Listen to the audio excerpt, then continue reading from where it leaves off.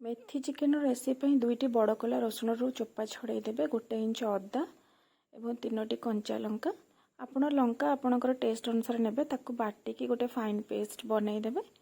तापर नेक्स्ट से ग्रेवी रे दबा पाई कि ना आपण फ्रेश धनिया पत्र दे परिबे, नले धनिया पत्र जो पछपटटा सेटा को भल भाबरे धोईकी ताकू चुन चुन काटिकी ताकू गोटे फाइन पेस्ट बनइबे।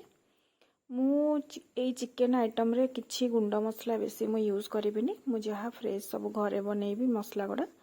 तो यहाँ है तार पेस्ट। नेक्स्ट आम मसला पाई कि आम ग्रेवी पाई आम बनइबा 1 चामच जीरा नेबे, 1 चामच धनिया आउ किछि गोलमरीच ताकू नेकी गोटे फाइन पेस्ट बनइबे। यहाँ आमर बनीगला 3टा पेस्ट आमर। तापर नेक्स्ट आम चिकेन को भल भाव धोई देबे। मु 500 ग्राम चिकेन नेछि, आपण आपणकर क्वांटिटी अनुसार डिसाइड करेंगे।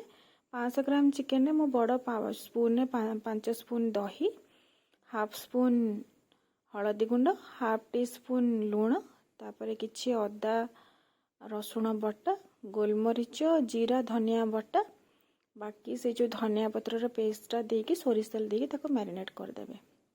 मैरिनेट कर सारिबा परे कड़ाई बसैकी गैस रे आपणकर स्वाद अनुसार आपण जेमती मेथी पत्र जितनी क्वांटिटी आपण दरकार ताकू देकी भाजी देबे।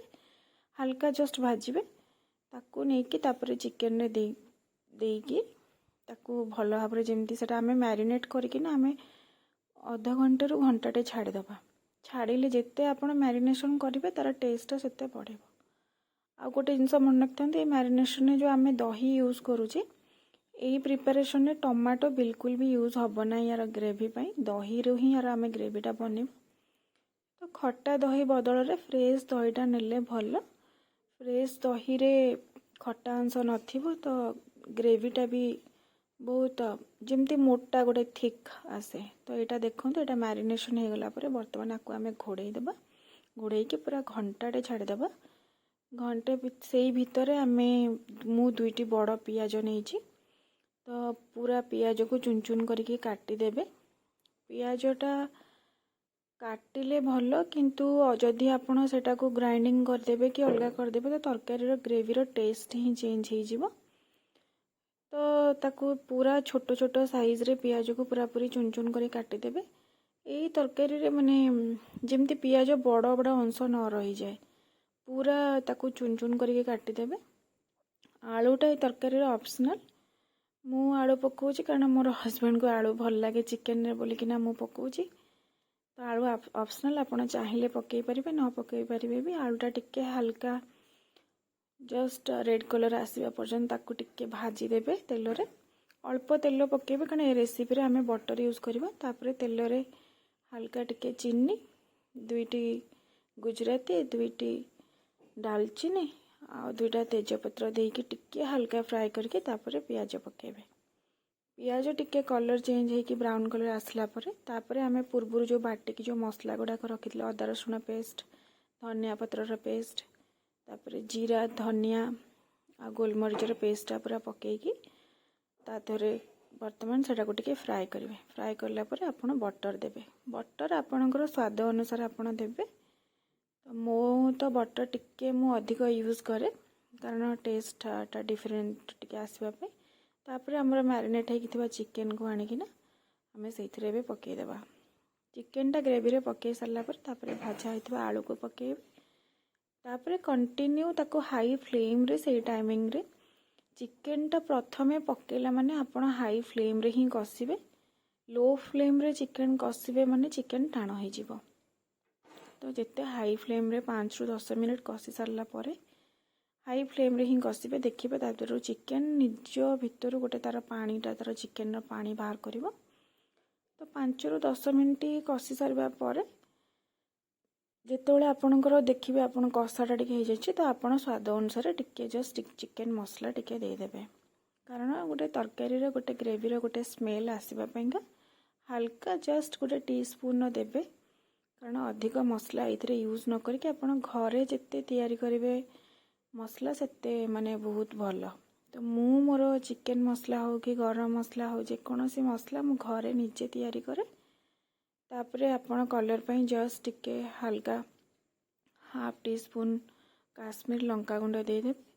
ଲଙ୍କାଗୁଣ୍ଡ ଦେଇକି ତରକାରୀଟାକୁ ପୁରା ଭଲ ଭାବରେ କଷିବାକୁ ପଡ଼ିବ। ବର୍ତ୍ତମାନ ଏବେ ଫ୍ଲେମ୍ଟା ପୁରା ମିଡ଼ିୟମ୍ ନହେଲେ ଲୋରେ ରଖିବେ। ଏଇଟା ମୋର ନନଷ୍ଟିକ୍ ଅଛି ବୋଲିକିନା ମୁଁ ମିଡ଼ିୟମ୍ରେ ରଖିଛି। ଯଦି ଆପଣ ନର୍ମାଲ୍ କଡ଼େଇରେ କରିବେ ତାହେଲେ ଡେଫିନେଟଲି ସେଟାକୁ ଲୋ ଫ୍ଲେମ୍ରେ ରଖିବେ, କାରଣ ତରକାରୀ ଯଦି ୱାନ୍ସ ଲାଗିଗଲା ତାହେଲେ ତା'ର ଟେଷ୍ଟଟା ଚେଞ୍ଜ ହେଇଯିବ। ତ କଣ୍ଟିନ୍ୟୁ ଆମକୁ ତରକାରୀକୁ କଷିବା ପାଇଁ ପଡ଼ିବ। ମେଥି ଚିକେନରେ ଆକ୍ଚୁଆଲି ମେଥି ଶାଗଟାକୁ ଆଣିକି ତାକୁ ସିଝେଇକି ଗ୍ରାଇଣ୍ଡିଙ୍ଗ କରିକି ୟୁଜ୍ କଲେ ତା'ର ଗୋଟେ ଅଲଗା ପ୍ରକାର ଫ୍ଲେଭର୍ ଆସେ। କିନ୍ତୁ ମେଥି ଶାଗ ମୋ ପାଖରେ ନାହିଁ ତ ମୁଁ କସ୍ତୁରୀ ମେଥି ୟୁଜ୍ କରୁଛି। କସ୍ତୁରୀ ମେଥି ଫ୍ଲେଭର୍ ଗୋଟେ ୟାର ବି ଗୋଟେ ଫ୍ଲେଭର୍ ଗୋଟେ ନିଜର ଗୋଟେ ଫ୍ଲେଭର୍ ଅଛି ଆଉ ଫ୍ଲେଭର୍ଟା ବହୁତ ଡିଫରେଣ୍ଟ। ଦହି ସହିତ କସ୍ତୁରୀ ମେଥି ସେମିତି ବି ଚିକେନରେ ଖାଲି ଦହି କସ୍ତୁରୀ ମେଥି ପିଆଜ ରସୁଣ ଅଦା ସବୁ ଗ୍ରାଇଣ୍ଡିଙ୍ଗ କରିକିନା ଦେଇକି ଗୋଳେଇକି ବି ସେମିତି ବସାଇଦେଲେ ବି ତା'ର ଗୋଟେ ଟେଷ୍ଟ ପଳେଇ ଆସେ। ତ ଏଇଭଳି ଭାବରେ ଆମେ ପୁରା କଣ୍ଟିନ୍ୟୁ ପ୍ରୋସେସ୍ରେ ଆପଣ 15ରୁ 20 ମିନିଟ୍ ପୁରା କଷି ଚାଲିବେ।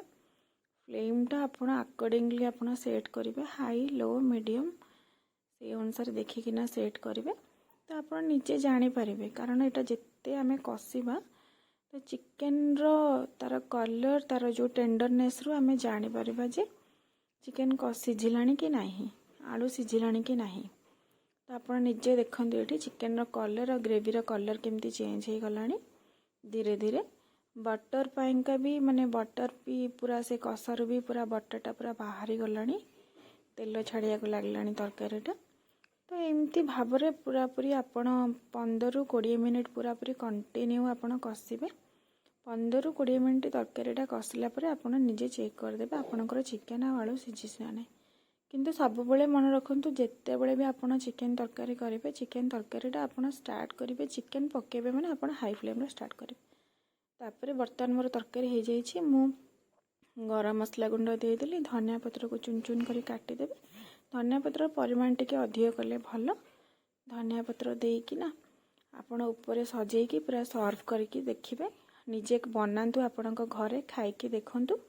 ଆଉ ଯଦି ମୋର ଭିଡ଼ିଓଟି ଆପଣଙ୍କୁ ଭଲ ଲାଗିଛି ତାହେଲେ ମୋର ଚ୍ୟାନେଲକୁ ସବସ୍କ୍ରାଇବ୍ କରିଦେବେ, ମୋର এই ଭିଡ଼ିଓକୁ ଲାଇକ୍ ଏବଂ ଆଗକୁ ଯଦି ଅଧିକ ରେସିପି ଜାଣିବା ପାଇଁ ଚାହୁଁଥିବେ ତାହେଲେ ଦୟାକରିକି ଏ ଭିଡ଼ିଓରେ କମେଣ୍ଟ ବି ଦେବେ। ଆପଣମାନଙ୍କର କମେଣ୍ଟ, ଆପଣମାନଙ୍କର ଭଲ ପାଇବା, ଆପଣଙ୍କ ଲାଇକ୍, ଆପଣଙ୍କ ସବସ୍କ୍ରାଇବ୍ରେ ହିଁ ମୁଁ ଆଗକୁ ଯିବି। ମୋର ଏମିତି ରୋଷେଇ ଗୁଡ଼ାକ ମୁଁ ଆଗକୁ ପୋଷ୍ଟ କରିବି। ଆପଣମାନଙ୍କର ଭଲ ପାଇବା ମୋର ନିହାତି ଭାବେ ଦରକାର। ଦେଖନ୍ତୁ ତରକାରୀର କଲର୍ଟା କେମିତି ରହିଲା ପରେ କେମିତି ହେଇଯାଇଛି। ପୁରା ଆପଣ ବନେଇକି ଘରେ ନିଜେ ବି ଖାଆନ୍ତୁ, ସମସ୍ତଙ୍କୁ ଖୁଆନ୍ତୁ।